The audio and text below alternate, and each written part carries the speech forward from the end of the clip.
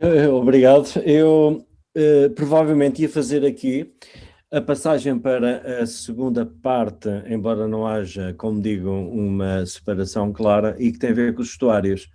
E eu pegava nas exatas afirmações do professor Gonçalo para voltar a falar com a engenheira Ana Paula Vitorino, focando-me agora nos estuários. E esta questão das opções, ou testar tudo, ou do que é que teremos que priorizar e escalonar como mais relevante e importante para os dilemas que nos apresentam. E de facto os estuários, como já foi dito atrás pelo professor Francisco, é uma região especialmente interessante pela capacidade produtiva, por ser um refúgio para a multiplicação dos organismos, uma fonte de produtividade primária elevada. Tudo isso é uma verdade, mas ao mesmo tempo é muita coisa mais, é turismo, é pesca, é atividades náuticas, é indústria, é toda uma série de outras situações, até mesmo lazer. Nesta lista de confluências e conflitos, em que prioridade se encontra de facto nas decisões a defesa e conservação do ambiente? Quanto vale o ambiente nos momentos de se trabalhar os dossiês dos projetos de investimento económico? É possível conciliar tudo isto? Penso que poderá ser, ou talvez não. Um, quem é que no fundo depois ganham estas matérias? E aqui eu não posso deixar de perguntar, por estarmos em Setúbal, enquanto uma das partes da A9, estas situações que muito debate público tem trazido, quer sejam as dragagens que já ocorreram, numa perspectiva de melhorar os acessos ao Porto, mas também há indicações que nem tudo corre bem noutros capítulos, nomeadamente a proteção de algumas espécies. Como é que vê isso, engenheiro Paulo Vitorino, e que trajeto é que fizemos nestes últimos 2 anos, em que ponto estamos, e já existem dados ou não sobre aquilo que se tem feito de intervenção no terreno? Bom, eu julgo que eu revejo muito naquilo que quer o Gonçalo, quer o Francisco disseram. Aliás, às vezes estamos a ouvir outras pessoas e vemos momentos difíceis das nossas carreiras, vidas profissionais, em que tivemos que tomar decisões sobre estas matérias. Eu estava a dizer nos últimos 2 anos, eu não vou focar nos últimos 2 anos porque ainda estou naquele período de nojo em que não posso comentar, não devo pelo menos comentar aquilo que está a ser feito neste momento. Mas vou tentar dizer o seguinte: há situações e situações. Eu, relativamente à questão das pescas, eu julgo que nós temos aqui uma situação difícil. Vamos um bocadinho mais atrás. Eu julgo que quando chega, no fim do dia, o que deve prevalecer é aquilo que nós, como critério A, é aquilo que nós não podemos recuperar. Isto é, eu considero, muito sinceramente, que ou não temos planeta B, ou não conseguirmos recuperar, ou não existir ainda técnicas, nem situação, nem nós acreditamos que podemos recuperar determinado ecossistema, esse ecossistema nunca deverá ser posto em causa. A verdade é essa, quer dizer, mas isso é muito fácil de dizer. Agora, a realidade, às vezes, é um pouco diferente. Nós, quando, na questão das pescas, eu acho que é paradigmático. Nós temos, de um lado, a defesa das espécies e que nós não podemos deixar de cumprir os critérios e as obrigações que temos relativamente a essa matéria. Aliás, a União Europeia, e bem, a Comissão Europeia põe limites para as capturas nas várias espécies em risco. Eu acho que temos que até alargar para outro tipo de espécies, para não chegar nunca a ter a questão do em risco. Agora, nós temos que ser capazes de dar alternativas às comunidades pescatórias, que são comunidades em que toda a comunidade inteira, todas as famílias inteiras vivem da pesca. E temos que ser capazes de dar alternativas.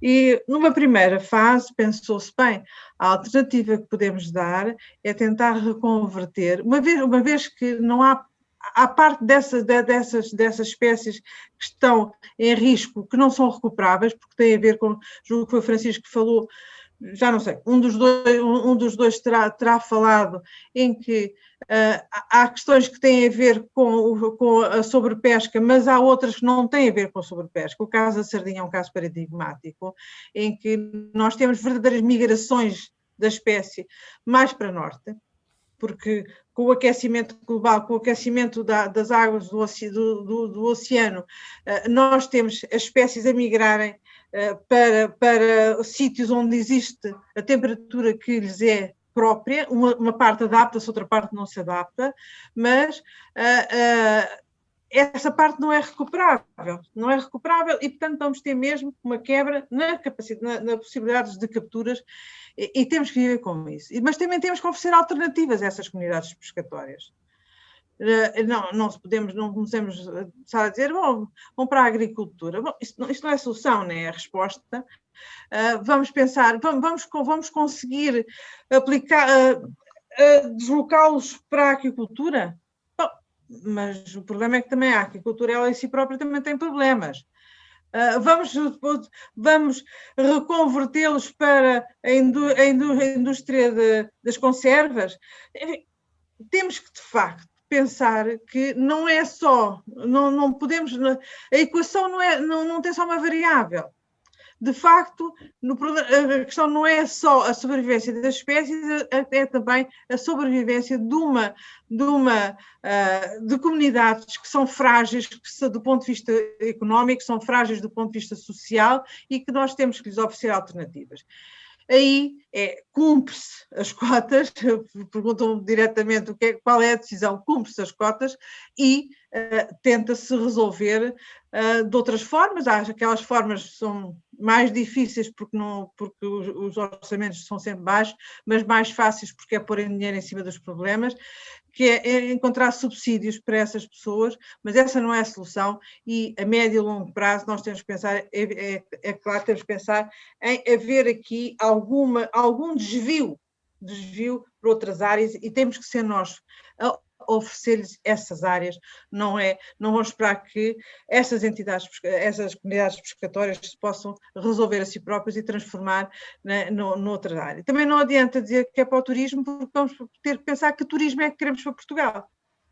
E é óbvio que tem que se mudar o paradigma do turismo de costeiro, tem que ser mudado, porque nós não podemos continuar a dizer que o transporte marítimo é poluidor, e a própria indústria está um pouco a evoluir, mas não à velocidade que seria necessária, mas os desportos náuticos também são, e portanto também aí nós temos que ter a habilidade de ter ofertas diferentes para o turismo costeiro, em que, como dizia o Gonçalo, nós não podemos, por e simplesmente,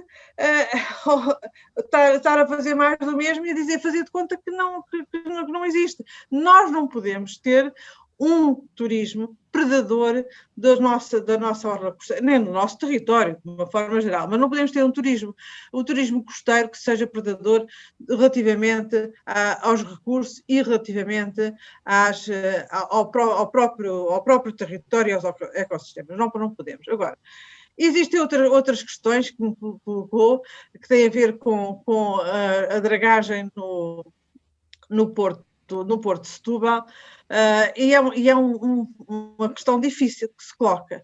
O Porto de Setúbal continua, não tendo qualquer intervenção, é um porto que morre a muito curto prazo. Porquê? Porque já não há navios que lá caibam e cada vez os navios são diferentes e, portanto, a opção é: vamos continuar a ter porto ou não vamos continuar a ter porto? Vamos continuar a ter porto se as intervenções que sejam necessárias para continuar a ter porto sejam sustentáveis do ponto de vista ambiental. E a intervenção propriamente de aumentar a cota do fundo, enfim, para poder aceder a navios com maior calado, foi uma intervenção que foi monitorizada do ponto de vista ambiental, do ponto de vista dos golfinhos, que era a nossa grande preocupação. Não houve implicações, pelo contrário, a comunidade de golfinhos cresceu. Os golfinhos são monitorizados, a informação que eu tenho, não fui eu que fui medir, mas a intervenção que eu tenho é que houve um regresso de parte da comunidade de golfinhos e, portanto, sofá, até ver, não teve intervenções complicadas. Noutros tempos teve, aliás, noutros tempos, há 20, 30 anos, eram feitas intervenções que, sem qualquer cuidado, sem qualquer acompanhamento dos técnicos, sem qualquer... Agora, eu também sei, mas não posso falar com conhecimento de causa, que não da parte da administração portuária, mas da parte de um ou outro concessionário, estão a ser preparadas intervenções que, nesta altura dos acontecimentos, eu não daria luz verde.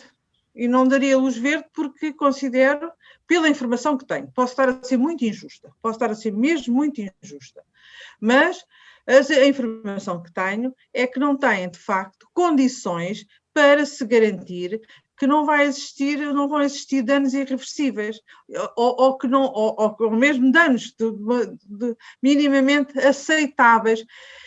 E, portanto, aí aquilo que eu recomendaria é que, de facto, fossem feitos maiores estudos mais aprofundados sobre essa matéria por especialistas nessas áreas e que não se compadecem com decisões precipitadas, porque, efetivamente, são os tais danos irreversíveis que não são aceitáveis. Nos dias que correm já não são aceitáveis. Há 20 anos, com outros conhecimentos, poderiam ser... não sei se seriam, se não, portanto, não estava lá para ver. Mas... nesta altura dos acontecimentos, de facto, tem que se ponderar sempre a enésima. As matérias económicas nunca poderão entrar em primeiro lugar. Entram em segundo, terceiro, quarto, daquilo que for, mas não podem entrar em primeiro. E, portanto, têm que estar salvaguardadas várias questões e vários pressupostos antes de se poder avançar. É esse o meu entendimento. Não podemos ser demagógicos, não podemos ser demagógicos dizendo, bom, mas toda a gente vai perceber isto. Não vão. As pessoas não vão perceber. Os pescadores, eles eu percebo que a angústia daquelas pessoas, quando nós dizemos, olha, este ano em vez de pescar X vai pescar metade, ou vai pescar 30%, nós temos que perceber isso, mas o facto de percebermos isso não quer dizer que nos obrigue a não ter coragem de tomar a decisão que é a decisão certa, que é, primeiro o nosso planeta e depois, de facto, tudo aquilo que possa ser o lucro. Nem que tenhamos para isso mudar o paradigma das nossas vidas e aquilo que nós da nossa geração, dos quatro que estão aqui a intervir, somos de uma geração da abastança.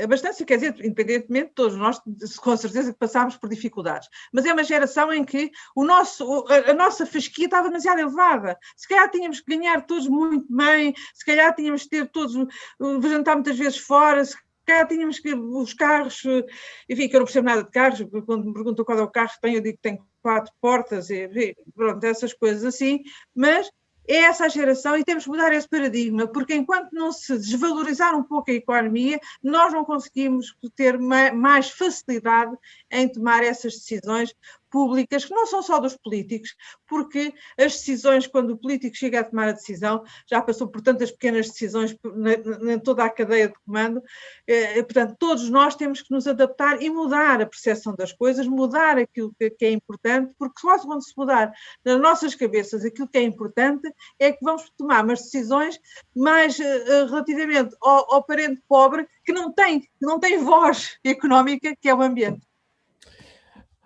Bom, eu aproveitava para passar exatamente esta parte para o professor Francisco, e é precisamente o ponto que colocaria aqui, aproveitando as últimas frases da engenheira Ana Paula Vitorino, que é, sim, as organizações, as pessoas, o cidadão, é reivindicativo e pretende boas decisões e pretende a preservação do ambiente, mas ao mesmo tempo parece ter uma pequena esquizofrenia de não querer deitar mão ou de largar parte das coisas que temos enquanto hábitos de vida.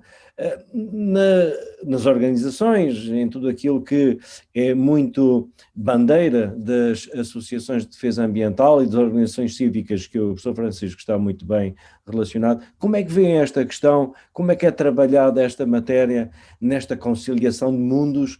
E já agora, se puder dar algum acréscimo à questão do SAD, que é sempre uma matéria que nos é muito querida, sobre aquilo que tem em sua posse de informação, também agradecer. Bem, eu começaria pelo SAD e depois passaria a essa parte. O SAD, eu acho que é um bom exemplo daquilo que não se deveria ter passado. Independentemente de nós termos arriscado, e vamos ver o que é que o tempo nos diz, termos arriscado realmente numa situação de uma população de golfinhos praticamente única em termos de uma população que vive no interior do SAD, e de todos os impactos, não apenas para a população em si, mas também para a riqueza do sistema, para as pradarias marinhas próximas. O que é facto é que isto mostra como às vezes o ambiente passa também para segundo lugar, porque o governo, os governos, aliás, desde há vários anos, não é este governo, portanto, tinha previsto o chamado sítio de interesse comunitário da Foz do Sado e da Costa do Sado, e o que é facto é que ele até agora não avançou. E se ele tivesse, e Portugal tem uma queixa da Comissão Europeia, precisamente por não ter plano de gestão e por não ter feito a classificação que deveria ter feito. Classificou Aveiro, nestas zonas marinhas costeiras, classificou Aveiro como sítio de interesse comunitário e não classificou o Sado. E eu acho que teve muito a ver com o projeto das dragagens e das acessibilidades. E não deixa de ser curioso que até agora esse processo continua por resolver, apesar da promessa do atual Ministro do Mar de que até ao final de 2020 isso estaria resolvido, não está. E o que é facto é que quando chega a hora da verdade, habitualmente nós podemos ter sorte ou não é? À custa das dragagens e do armazenamento de dragados, não destes associados ao aprofundamento da cota na entrada do Sado, mas de outras dragagens, nós vimos as imagens nas últimas semanas daquilo que aconteceu na zona já da Reserva Natural do Estuário do Sado, com um rebentamento de uma represa em que esses dragados estavam acumulados e que pura e simplesmente destruíram aquela zona. Portanto, são os riscos que se cometem. No caso das outras, nós se calhar vamos ver o que é que vai acontecer ou não, em termos de sedimentos, em termos da garantia das areias que ficam ou não nas praias. Eu acho que esse também é um aspecto pertinente, é que nós, quando eu disse que nós muitos dos problemas empurramos com a barriga, é porque, por exemplo, a alimentação artificial das praias custa-nos dezenas e dezenas de milhões de euros todos os anos. E nós gostamos de ter aquelas praias, mas vai ser cada vez mais difícil. E às tantas, quando nós usamos dinheiro comunitário, como é o que estamos a fazer na maior parte dos casos, isso ainda ainda nos passa um pouco ao lado. Bem, é dinheiro que nós estamos a usar ali, em vez de usar noutros fins, não é? Mas eu acho que nós, em alguns casos, temos que ter uma estratégia de mais longo prazo. E nos estuários, como digo, que são ecossistemas particularmente sensíveis, há decisões que continuam a ser tomadas de forma muito questionável. Veja-se agora também, no caso de Lisboa, do estuário do Tejo, o Val do Jamor, aliás, na parte final da Ribeira do Jamor, onde queremos fazer um mega empreendimento com torres de 19 andares, 12 andares, na zona com uma construção de uma marina, numa zona que está identificado que é uma zona que, com a subida do nível do mar e com a dinâmica da própria Ribeira do Jamor, é uma zona que vai ficar cheia de água, quer dizer, mais cedo ou mais tarde. E que um dia destes nós vamos ter que estar a pagar ou a gastar dinheiro do erário público para remediar uma situação que foi criada há pouco tempo. É este tipo de coisas que nós não podemos fazer para preservar os estuários e para preservar, ou seja, para nos adaptarmos de forma correta às alterações climáticas. Há casos em que nós precisamos de ser mais cuidadosos, até do ponto de vista económico. Eu espero estar cá nos próximos anos para ver os grandes navios que vão entrar em Setúbal, porque tenho sérias dúvidas, mesmo independentemente da pandemia, que a dinâmica que nós temos na globalização nos leva a ter essa tratabilidade de Setúbal em relação a Lisboa e em relação a Sines, porque em muitos casos, como digo, nós conseguimos mudar a agulha, noutros casos, é tarde demais e o dinheiro já foi gasto e os prejuízos já foram feitos. Só para terminar, em relação à pergunta que nos fez, é evidente que aqui nós temos que... Não sei se posso interromper, não sei se posso interromper. Com certeza. Sim, se faz favor. Sim. Acho que estou sem rede. Eu acho que sim, congelou. Aqui que eu estou com mais internet, mas deixa-me só interromper. Por acaso aí discordo do Francisco, não é dúvidas quanto ao crescimento, à manutenção do Porto de Setúbal. Eu tenho dúvidas quanto à manutenção do Porto de Lisboa, que é uma coisa completamente diferente, porque nós, em termos de tráfego, estamos... Eu não sei se me estão a ouvir. Conseguimos ouvir, não a conseguimos ver bem. Ou seja, a imagem está um pouco estática, mas a voz não tem problema. Mas essa parte do ver... Bom, mas o que eu estava a dizer, que o Francisco disse que tinha dúvidas quanto à manutenção do Porto de Setúbal, eu diria aí como técnica da área dos esportes, não é como política, porque eu já não penso essas áreas enquanto política.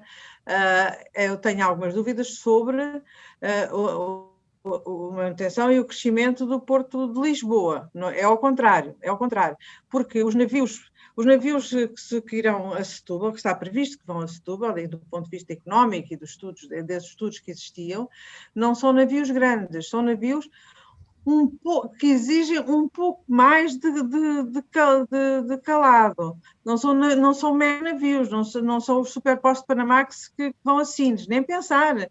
E nem os que vêm aqui a Lisboa.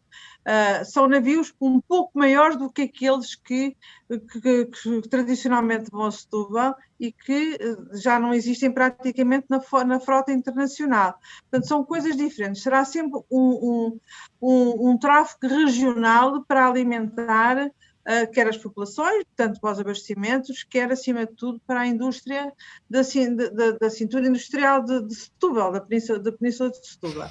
Em Lisboa, eu duvido, muito sinceramente, mas enfim, não fiz nenhum estudo recente sobre essa matéria, mas tenho algumas dúvidas que Lisboa tem mais problemas de estuário, Lisboa tem mais problemas em termos de ocupação marginal, Lisboa tem um porto mal amado pelas suas populações, enfim, e também tem problemas de crescimento, porque aí o tráfego é diferente, o tráfego para crescer teria que ser de navios bastante maiores e Lisboa não tem capacidade para acolher esses navios bastante maiores. Portanto, eu diria que o grande porto nacional continua a ser e será, na minha opinião, o Porto de Sines, enfim, que também tem problemas ambientais, também tem problemas de natureza ambiental, aí é tal o que dizia, nós enquanto portugueses temos que pensar o que é que estamos disponíveis para abdicar, para ganhar o quê? Pode ser abdicar de um lado ou pode ser abdicar do outro, mas Setúbal não se deve preocupar o Porto de Setúbal não se deve preocupar com a concorrência do Porto de Lisboa, eu diria que é ao contrário. Eu só quis interrompê-lo para dizer isto, para salvaguardar isto. Eu tenho visto nas últimas décadas, já segui muitas destas discussões entre Lisboa, Porto, Sines e a própria dinâmica quase individual, competitiva entre eles, em vez de uma lógica de conjunto, mesmo sendo... Mas está enganado. Não é, neste momento, em termos de empresa, não é o mesmo, o Porto de Setúbal e o Porto de Lisboa, mas na realidade a gestão é a mesma. A administração do Porto de Lisboa é a mesma que a administração do Porto de Setúbal. Há alguns anos que... E o planeamento das intervenções são pensados em conjunto, ou seja, não existe um plano. Pode haver um documento que assim seja, mas o planeamento para a evolução das infraestruturas portuárias de Setúbal e de Lisboa é pensado em simultâneo. Ou seja, não existe... Para ver, Ana Paula, eu tenho as minhas dúvidas, porque já há muitos planos assisti, nomeadamente aqui para Setúbal, e nasci em Setúbal e acompanho bastante aqui esta área, e mesmo em termos empresariais e outros, não temos nem sempre aquilo que... Olha, a começar pelo... Não vamos discutir isso, mas a começar também pelo Alqueva, que seria muito milho, e que agora está todo cheio de amendoal e de olival, antes de ficar todo alcatifado com painéis solares. Oxalá não, oxalá seja mais agricultura do que painéis solares. Eu disse não percebo. Não. Eu disse não percebo. Não, e ainda bem, não, eu estava só a fazer este comentário muito a leste porque percebi, a Zero percebeu numa fase recente que havia um investidor que tinha avançado com o olival, estava a fazer o olival, entretanto desistiu do olival porque lhe ofereceram mais por um parque solar. Mas o alqueire é muito grande e isto foi uma situação muito particular, mas não deixa de ser caricata de como é que as coisas vão mudando ao longo do tempo, e muitas vezes para bem, outras vezes nem por isso. Eu vou-me calar porque sei que nós temos um tempo limitado e só terminar porque não cheguei a responder em 30 segundos àquela questão. Eu acho que realmente há aqui um papel muito importante das associações na mudança de paradigma das pessoas e na mudança de paradigma de atuação de cada um de nós e obviamente também das comunidades locais, dos municípios e à escala nacional. Eu acho que nós estamos longe de conseguir aquilo que gostaríamos e muitas das vezes intervimos nestes pequenos acidentes, digamos assim, mesmo na gestão da orla costeira, sem ir às questões de fundo. Tem que haver aqui sempre um equilíbrio entre aquilo que é a visão de longo prazo e o planeamento e os alertas que também fazem parte dessas chamadas de atenção. Bom, eu aproveitava aquilo que foi a conversa última sobre recursos e opções para passar ao professor Gonçalo nesta lógica. Gostaria de saber a opinião, o que é que ele poderia ter a dizer sobre isto, que é verdade que há coisas que poderão ser tão necessárias ou não, conforme o modelo de desenvolvimento que venhamos a construir e o paradigma possa ser alterado. Mas há uma matéria que tem a ver com o abastecimento à população humana. De facto, ela cresceu bastante. A questão da disponibilidade alimentar tem sido um problema. E aí os recursos vivos, já que estamos a falar do estuário, um ambiente que é reconhecido por todos como uma grande capacidade produtiva, como é que vê esta matéria dos estuários na rentabilização dos seus recursos? E aqui pedir-lhe que se puder articular com a questão da aquacultura, com aquilo que é a diversidade de possibilidades de intervenções aquícolas, seja na produção alimentar, seja para outros fins. Como é que os nossos estuários em Portugal, que são zonas que têm alguma vocação para essas possibilidades, estão a ser bem usados, não, ou haverá melhores opções? Ora bem, os estuários, pelos motivos que já invocados, por esta transição, o estuário quer dizer mesmo isso, quer dizer mistura, aestos, do grego, são, desde os primeiros tempos do desenvolvimento humano, muitíssimo utilizados. E nós sabemos hoje que também são muitíssimo produtivos, mas têm esta série de conflitualidades, não é? Que já aqui foram faladas. E é por isso que eu não queria muito voltar ao Sado, mas eu também vivo em Setúbal. E portanto, aqui as questões que hoje devemos expor eu acho que em Setúbal, eu uma vez escrevi a dizer, em Setúbal queremos tudo ao mesmo tempo. E eu acho que isso é que é mentira. É mentira, queremos continuar a ter um porto de águas, como diz, não muito profundas, mas muito mais profundas, com um estuário com aquele hidrodinamismo, que vai precisar de ter dragagens de manutenção periódicas muito importantes e que isso vai afetar a produtividade. Nós podemos escolher isso, mas temos que saber o que é que vamos perder do outro lado. E isto relativamente à questão da aquacultura. A aquacultura, por exemplo, na história do Sado, que teve em recessão uma indústria naval poluente que foi acabando por vários motivos, quer por motivos melhores para a economia, quer por motivos piores, mas sobretudo por um desenvolvimento também.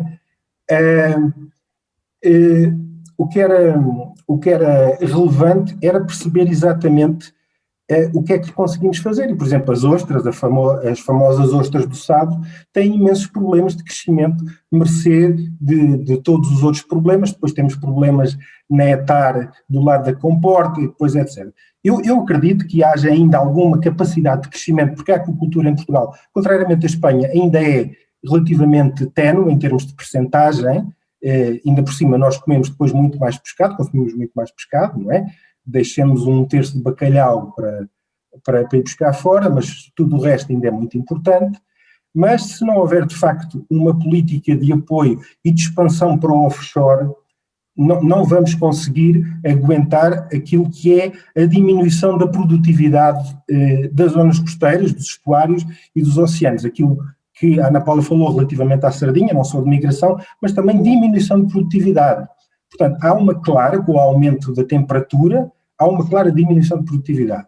E, portanto, nós vamos ter que reconverter alguma da atividade pescatória e da fileira do pescado, muito provavelmente, a ações relacionadas com a aquacultura. Eu não tenho, assim, muitas dúvidas relativamente a isto.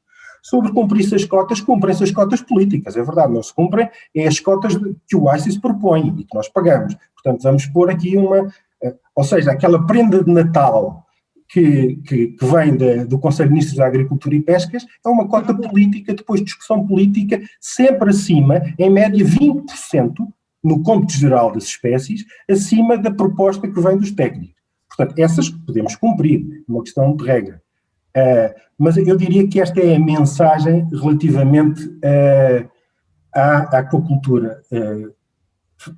Teremos que a fazer até por estas questões sociais de toda a fileira do pescado, mas eu penso que não será nesta zona já tão carregada de situações, de problemas, e vamos ter que expandir e vamos precisar de muitos investimentos e, como a Ana Paula sabe, por questões de bancárias, de não conseguirem perceber análise de risco, etc. Por isso é que vieram coisas como o Fundo Azul e coisas desse tipo, porque se eu for explicar a um investidor num banco, olha, eu quero fazer uma aquacultura de ostra. Não consegue.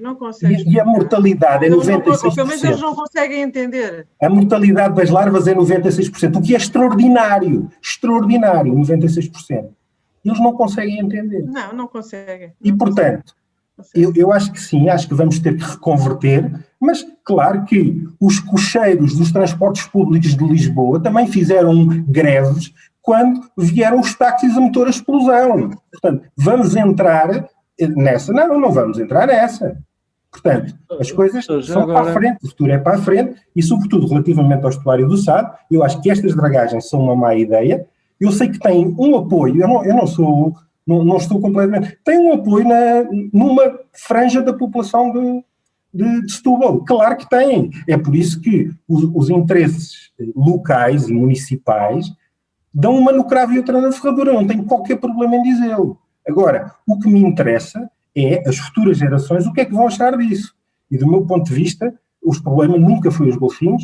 Os golfinhos levaram a sua maior machadada quando se transferiu o cais dos férreos para a zona onde eles comiam, lá embaixo, e quem resistiu a isso resiste a muito mais, ok?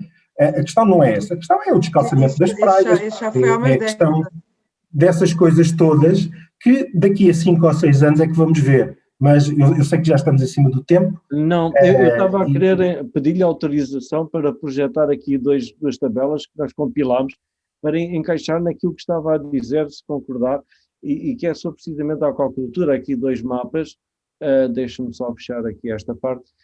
De facto, nós sabemos, estamos num país muito consumidor de peixe, e temos aqui a escala dentro dos 27, isto é subejamente conhecido há muito tempo. E depois mais importante que os 27 é que nós somos os terceiros à escala mundial. Exatamente. 50% é bacalhau. Pronto, é peixe. É praticamente fora.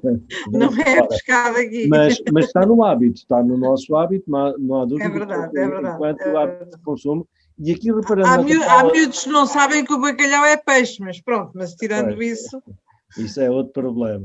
Aqui o nosso insucesso, a nossa incapacidade, somente estamos na União Europeia desde 86, e já lá vão uns anitos, 30 e muitos anos, ou para 40, e nós continuamos nesta situação tão frágil, contrariamente a uma Espanha, que está ali, como se pode ver, com bastante expressão, e começou de um patamar parecido ao nosso. Isso tem a ver, eu percebo, o professor Gonçalo acabou de apresentar isso, são opções e digamos, o ambiente promocional de se investir na aquacultura é complexo. Mas continua a haver também o argumento que a aquacultura pode ser um problema para os estuários, porque pode promover poluição, pode promover outro tipo de problemas. É verdade. Mas neste somando e dividindo, Tem a ver com as águas. que questão é que teremos aqui pelo meio? É ou não uma grande questão que o país deve abraçar de forma decidida, ou ainda refletir mais 40 anos até decidir se entra neste barco? Não, se não se importarem, eu falo um bocadinho também sobre a aquacultura. Nós tivemos nos últimos anos algum aumento, não tão acelerado como se gostaria, da aquacultura, mas também nós, quando estamos a falar em offshore, por enquanto ainda estamos a falar de um offshore que não é bem offshore, é ali mesmo junto à praia. E, portanto, tem havido, de facto, situações também de conflito com as pescas, por um lado. Também tem havido conflito com os desportos náuticos e por isso a aposta não é só por isso, mas também por isso a aposta neste momento é começar a ter a aquacultura offshore, quer dizer, ou seja, de facto a uma distância da costa que seja maior. Tem vários benefícios, em termos de poluição, como essas soluções offshore não precisam de aquecimento das águas, ou seja, em termos de drenagens, tem muito menor impacto ambiental do que junto à costa ou mesmo em terra. Em terra, então, de facto, do ponto de vista ambiental e da qualidade das águas, enfim, é complicado. Mas está-se a estudar precisamente fazer um pouco mais longe da costa, para até termos as espécies que são preferidas dos portugueses e podermos começar a produzir em aquacultura as espécies produzidas enfim, o salmão, o bacalhau também. O bacalhau ainda não se conseguiu encontrar solução técnica para fazer isso, mas são as espécies produzidas pelos portugueses que, curiosamente, não são as espécies que não são espécies nativas, e por isso a aquacultura também pode resolver essa questão. Mas, de facto, em termos da orla costeira, quer em terra, quer já no mar, em muitas situações é problemático do ponto de vista ambiental e por isso não tem a aprovação das autoridades ambientais e isso tem atrasado um pouco a aquacultura. Mas essa é a solução, não pode ser de outra maneira.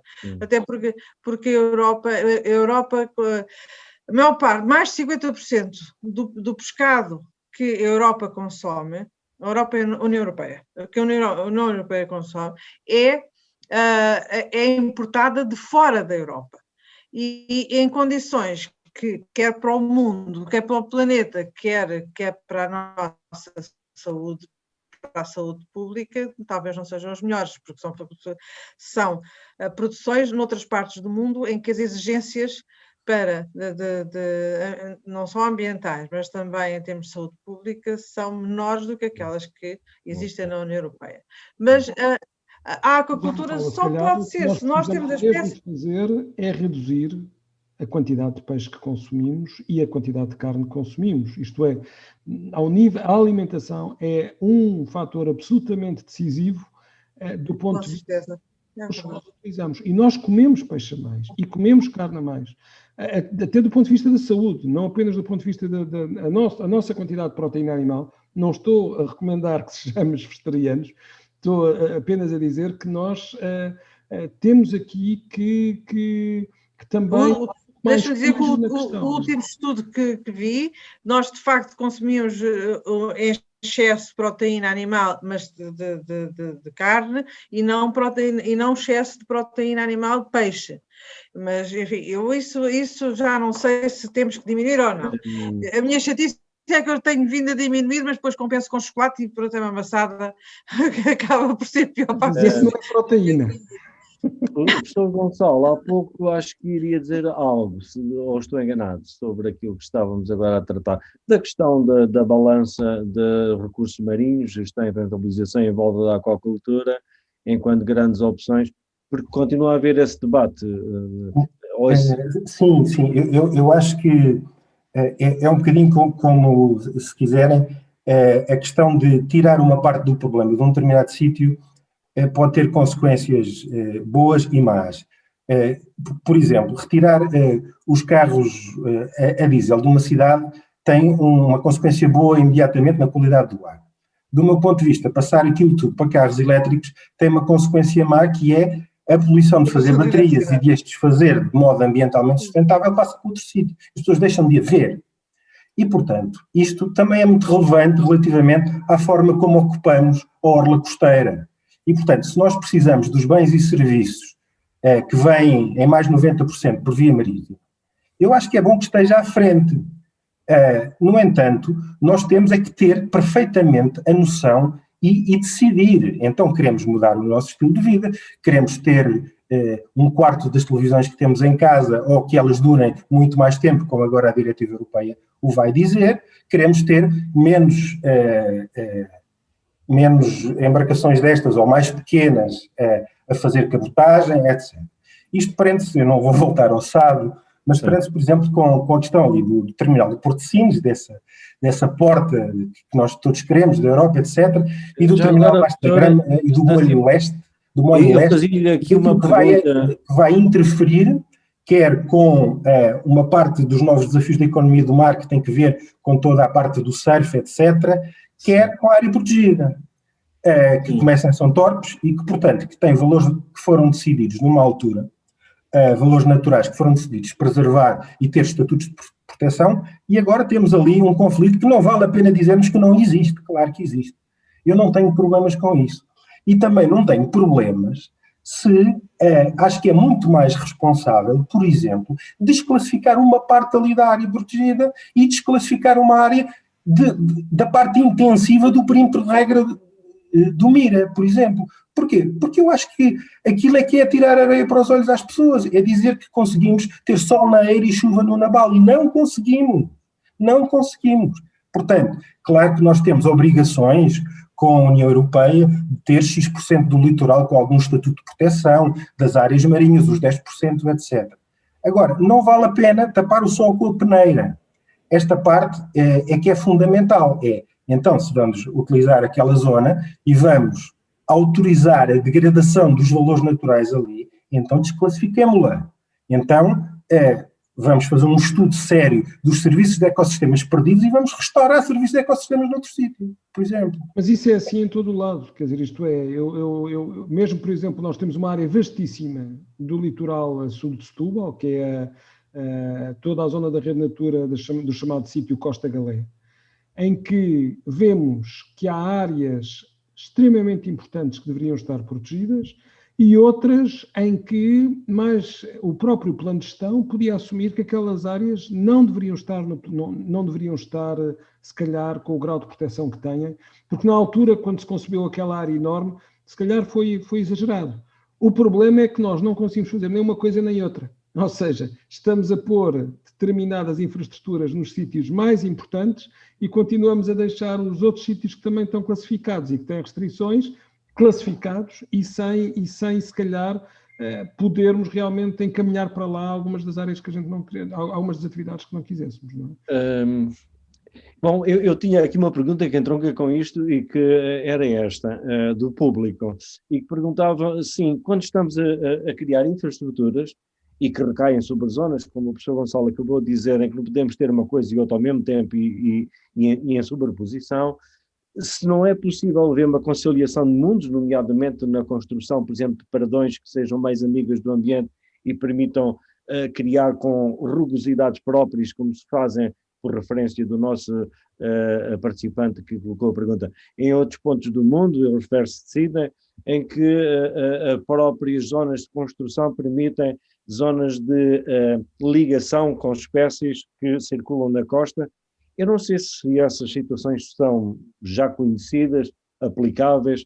No fundo, é uma espécie de mistura obra e ao mesmo tempo um recife que permita a crescer, ou seja, que não haja uma interferência negativa a 100%, mas que haja uma conciliação de mundos. Isso é viável? É possível? Isso já está a ser feito em Portugal. Uhum.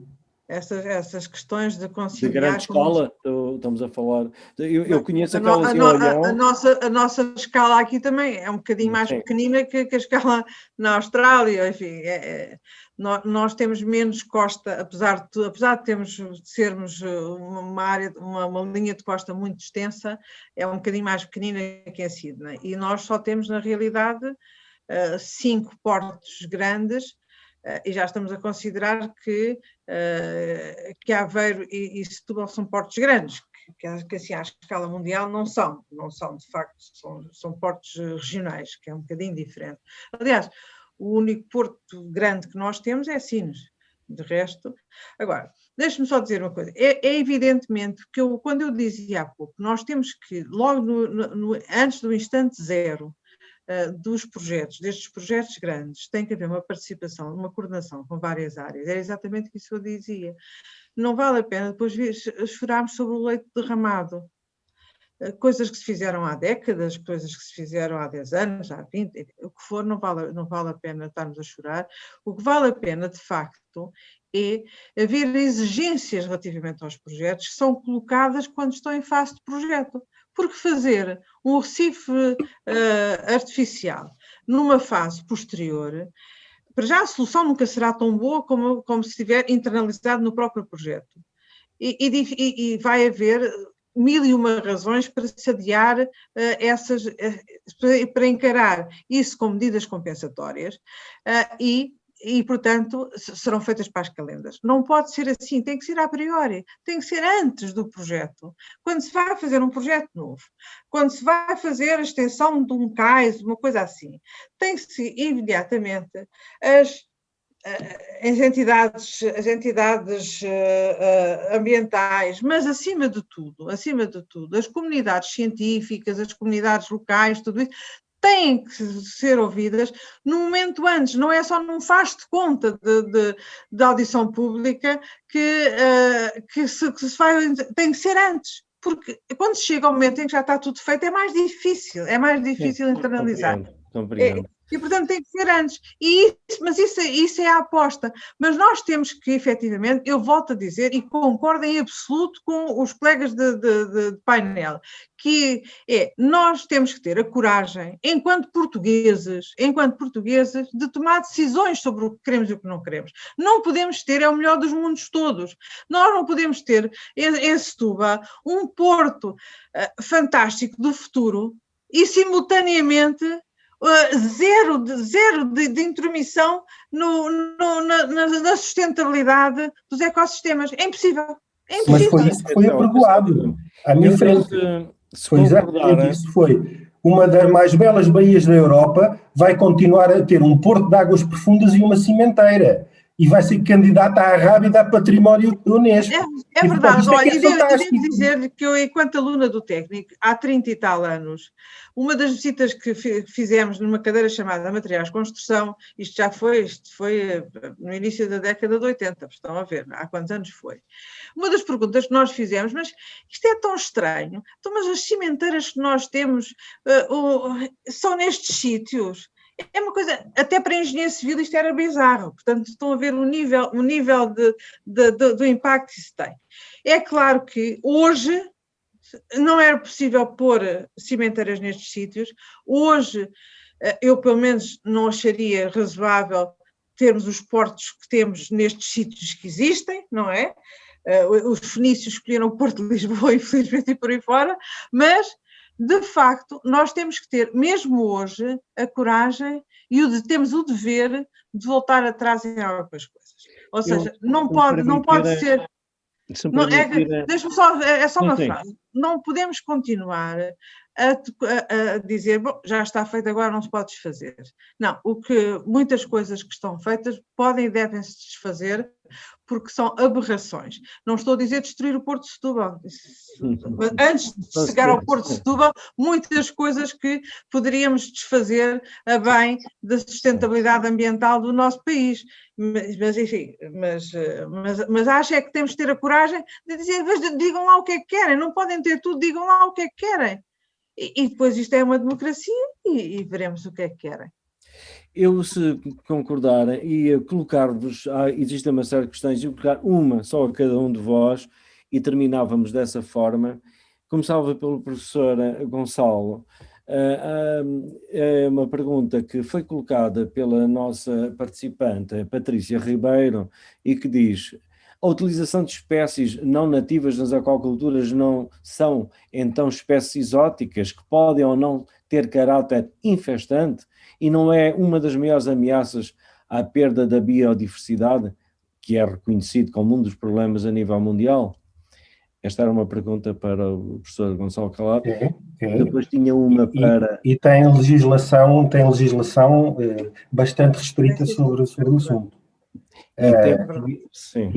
E portanto, e é por isso que não avançamos.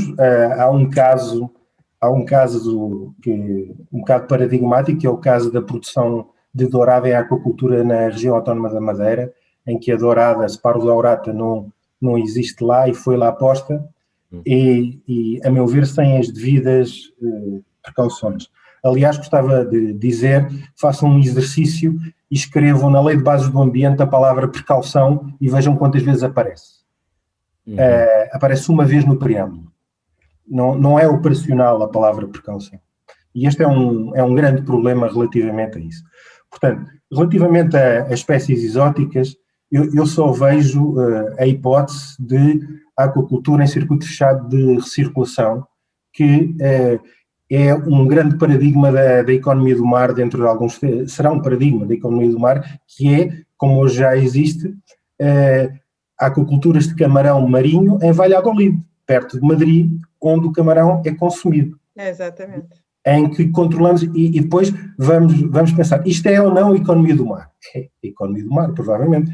Muita da investigação que levou a que seja possível fazer isto foi com fundos da economia do mar, com uma perspectiva da economia do mar, e no entanto eles estão a ser cultivados ao pé de Valladolid, por exemplo. Ok? Isto é uma questão. E, portanto, eu não sou de todo favorável à utilização de espécies não nativas. Aqui nós temos o paradigma histórico do bacalhau e mais duas outras coisas, mas as nossas praças, em termos europeus, nós temos mais de 200 espécies comestíveis. 200 espécies de tudo, não estou a falar sobre peixe, de tudo. E, portanto, a diversidade é total e é fantástico porque é altamente cultural. Altamente cultural. Ir ao sábado de manhã ao mercado de Setúbal é uma experiência cultural, sobretudo. Cultural.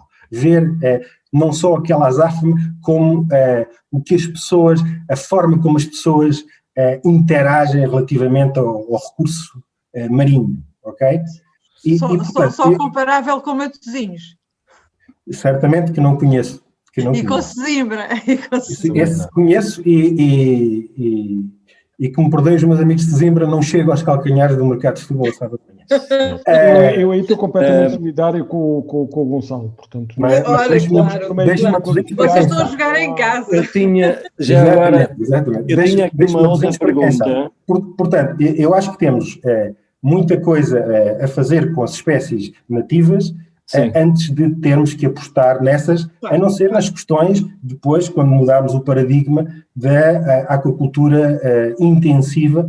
É o super intensivo que, para nós, tem logo uma conotação má, mas que não tem que ser, porque nós controlamos os parâmetros todos, ou seja, controlamos o que entra e o que sai, e podemos ter muito melhor performance ambiental do que, por exemplo, estar a transportar camarões de Madagascar ou de Moçambique para Madrid. Atenção, se nós fizermos a conta toda, em termos ambientais, é muito mais sustentável, desde que tenhamos as precauções certas. Mas, portanto, a análise é esta. Ok, muito bem. Eu diria que, não sendo aqui interveniente, mas concordo grande parte com tudo isso, professor, que acabou de dizer. Tinha aqui uma pergunta feita pela Vera Fortuna e que diz assim para o professor Francisco: Será que faz sentido, economicamente falando, continuar a consumir maioritariamente peixe importado e exportar a maior parte daquilo que pescamos? Eu não tenho estes dados, não é? É uma afirmação, ou seja, esta troca entre aquilo que a gente consome aqui que vem do outro lado e a gente produz qualquer coisa e que vai para o outro lado. Aliás, o professor Gonçalo acabou agora de tocar nesta tecla. Como é que vê esta questão, Francisco? Eu, por acaso, não sei responder, porque a sensação que eu tenho é que eu imagino que nós tenhamos alguma exportação, nomeadamente de conservas de peixe e de algumas espécies. Foi uma indústria, aliás, que marcou muito Setúbal e que depois viria a decair fortemente, e bem como noutros locais do país. Agora, o que eu sinto é que o nosso balanço comercial de pescado é um balanço extremamente desfavorável, a começar pelo bacalhau, não é? Isto é, entre o local de pesca e o local de consumo, nós efetivamente temos aqui uma pegada muito grande em termos da utilização de recursos de outros países para nosso proveito. Eu queria só dizer que há bons sinais, não é? Quer dizer, a história da ostra, por exemplo, no estuário do Sado é capaz de ser um sinal importante, mas volto a dizer, não podemos ter margem de erro para acidentes industriais ou outros que ponham em causa aquilo que é uma recuperação de uma indústria também que, em termos de emprego, é absolutamente vital se for bem desenvolvida, até comparativamente com o emprego industrial e portuário. A ostra pode ter aqui, nos estuários do Tejo e de Setúbal, depois do que foi o problema da lisnave e do tributil de estanho, que com outras formas de poluição que levaram realmente ao decaimento da produção, há aqui uma esperança que tem que ser motivada, só que para isso é preciso não haver falhas de outra natureza. Ok. Relativamente a esta matéria, gostava de dizer que não há uma exportação em massa de peixe fresco, o que há, ou congelado, ou melhor, só peixe transformado. Nós temos umas exportações elevadas de conservas, por um lado, e também de peixe já elaborado, já cozinhado, e então aí temos de facto umas exportações. Peixe fresco não, e de facto não faria sentido estarmos a importar peixe, ainda que de facto as nossas importações de peixe sejam acima de tudo de bacalhau e salmão. Agora, relativamente à questão dos bivalves, gostava de dizer, também está em curso, enfim, não sei, agora neste momento não sei em que data é que vai estar concluída, mas está em construção uma purificadora.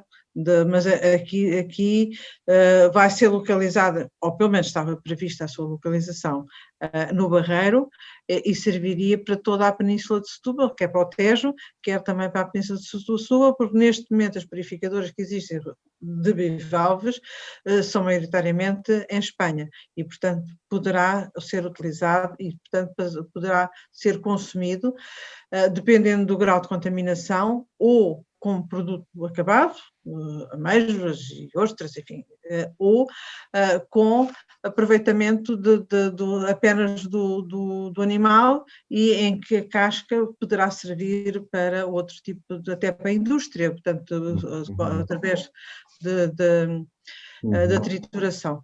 Portanto, isso não dizemos, nós não andamos a importar peixe e a exportar peixe, portanto, isso aí não podemos falar dessa maneira, em termos, não quer dizer que não exportemos também algum peixe, mas não exportamos acima de tudo para a Espanha, algumas espécies. Eu tinha aqui uma última questão dirigida precisamente a Ana Paula Vitorino, da Vera Calado, e que diz o seguinte, a questão: será que é possível explicar qual é o processo de decisão política na questão das cotas de pesca? como e porque é possível essa diferença entre os parceiros do ICES, que dá referências, e o que é efetivamente realizado e aprovado. Bom, o processo é o seguinte: o ICES só por si não produz, não faz essa avaliação. Cada um dos países fornece informação, há técnicos dos vários países que fornecem informação para o ICES, e o ICES, como órgão, digamos assim, de apoio à Comissão Europeia, fornece informação à Comissão Europeia. A Comissão Europeia elabora estudos sobre essas propostas do ICES e ela própria produz elabora uma proposta que vai ao Conselho de Ministros das Pescas da União Europeia. E cada um dos ministros, se assim o entender, apresenta a sua justificação, e as justificações dos países normalmente são baseadas nos organismos, enfim, não são propriamente os ministros que fazem as contrapropostas, mas são os organismos, neste caso aqui o IPMA, a DGRM e a DOCA Pesca, preparam análise dizendo assim, bom, este dado ou aquele dado não está correto, e com base em novos dados ou novos estudos levantamentos que tenham sido feitos, aqui em Portugal aconteceu uma ou duas vezes, porque entretanto os navios do IPMA fizeram novos levantamentos, portanto novos acompanhamentos, e produziram mais informação, e relativamente ao ICES havia uma atualização dos dados em que eram mais favoráveis à evolução das espécies. E, portanto, houve uma revisão com base em novos dados. Mas isso é discutido, mas normalmente são variações mínimas em que existe sempre aquela eu acho, agora é uma brincadeirazinha, é que eu acho que a União Europeia diz-nos sempre que vamos ter uma diminuição muito grande do carapau, da cota do carapau, para depois nós só chegar lá e perguntarmos porque é que há a diminuição da cota, e então eles dizem, nós cedemos e tomem lá mais cota de carapau. É uma negociação de alguma manipulação também. É a manipulação, mas basicamente aqui nós temos 3 organismos que intervêm na produção de informação, que é o IPMA, através dos cruzeiros científicos, dos cruzeiros de recolha de informação, a DGRM, porque tem a responsabilidade de acompanhar, tem as competências da antiga Direção-Geral de Pescas, e a DOCA Pesca, porque tem informação real sobre aquilo que se consome, aquilo que se vende, aquilo que se captura, enfim, sobre essas matérias. Mas é assim, ou seja, não existe uma verdadeira discussão política sobre esta matéria, nem poderia haver, porque é uma questão, de facto, é uma questão muito técnica e que tem a ver com a realidade pura e dura, que não se inventa. Ok, eu estou mesmo naquela fase, esticámos mais para além do tempo, sempre este problema de nós, mas acho que foi um debate muito interessante, muito diverso.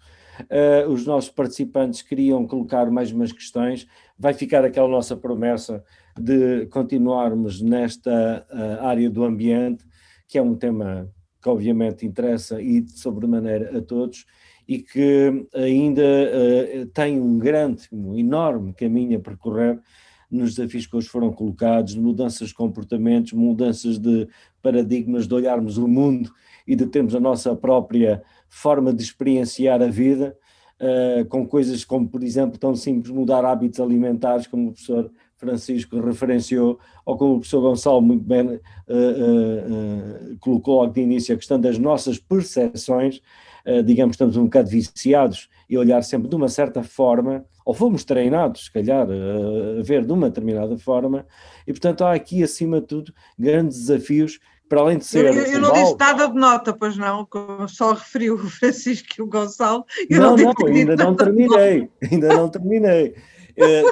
Da parte da engenheira Paula Vitorino, eu queria deixar essa dica que nos referiu relativamente à questão de Setúbal, que é a nível local, regional, muito importante, e de facto tocou naquilo que é as grandes dificuldades dos dilemas que nos aparecem na decisão, e que é, queremos ou não o Porto, que tipo de Porto queremos, como é que conciliamos o Porto com outras coisas. E essas são as grandes questões, a necessidade de tomar opções, e que serão sempre de natureza coletiva, de natureza de balanço em que sabemos que podemos perder algo, mas ganhamos outras coisas, e são de facto decisões que, seja quem for que as tenha que tomar, não são fáceis. Aliás, se este tema fosse fácil, já teriam certamente resolvidos, não é bem a questão, e quanto mais tentamos simplificar também, normalmente, a decisão que vem a seguir não será talvez a melhor. É verdade, em muitos capítulos e nestas matérias que falámos hoje também. Portanto, estas 3 notas das perspectivas da questão dos nossos modelos de pensar e de termos determinado tipo de comportamentos e a dificuldade da decisão perante desafios tão conflituantes e de dilemas tão fortes, são questões que não têm sido resolvidas. Espero que tenham contribuído a este debate para que fiquemos mais conscientes do papel de cada um e das dificuldades daquilo que cabe a cada um do outro para fazermos um caminho, um trajeto comum. E quero agradecer para fim aos nossos oradores por este contributo excelente que fizeram com a nossa I9 e aos nossos participantes que estiveram connosco até quase às 11 da noite, e deixo, em nome da I9, a nossa total disponibilidade para participar em outro tipo de eventos, em outro tipo de situações em que considerem que o nosso grupo possa trazer alguma mais-valia. É para isso que foi criada a I9, sermos um grupo que possa promover debates e qualidades sociais, de desenvolvimento social mais sustentado. É essa uma das grandes linhas que temos estado a traçar dentro dos debates que temos entre nós na associação. Obrigado a todos, professor Gonçalo Calado, professor Francisco Ferreira, engenheira Ana Paula Vitorino. Espero contar convosco numa outra oportunidade e alguma coisa da nossa parte, cá estaremos. Muito obrigada. Boa noite. Muito obrigado. Obrigado. Boa noite a todos.